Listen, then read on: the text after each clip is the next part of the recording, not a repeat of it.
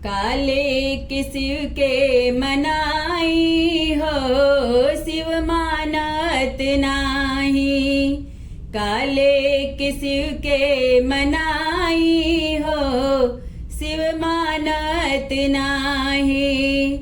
पूड़ी मिठाई शिव के मन ही ना भावे, पूड़ी मिठाई शिव के मन ही ना भावे।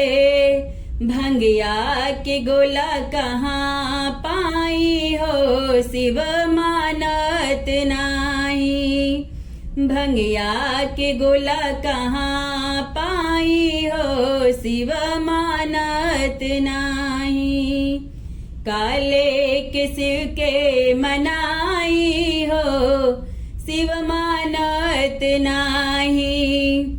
लोटा गिला शीश के मन ही ना भावे, लोटा गिला शीश के मन ही ना भावे। फुटहा भरुका कहाँ पाई हो, शिव मानत नाही। फुटहा भरुका कहाँ पाई हो, शिव मानत नाही। काले के शिव के मनाई हो, शिव मानत नाही। जोड़ल बीड़वा शिव के मन ही ना भावे, जोड़ल बीड़वा शिव के मन ही ना भावे। बेलवा के पात कहाँ पाई हो, शिव मानत नाही। बेलवा के पात कहाँ पाई हो, शिव मानत नाही।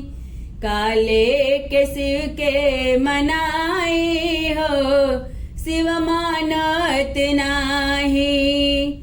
तो सक तकिया शिव के मन ही ना भावे, तो सक तकिया शिव के मन ही ना भावे। मृग के छाल कहाँ पाई हो, शिव मानत नाही।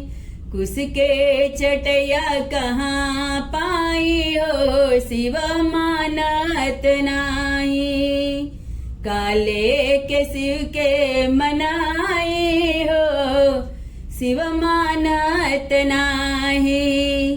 काले के शिव के मनाई हो, शिव मानत नाही।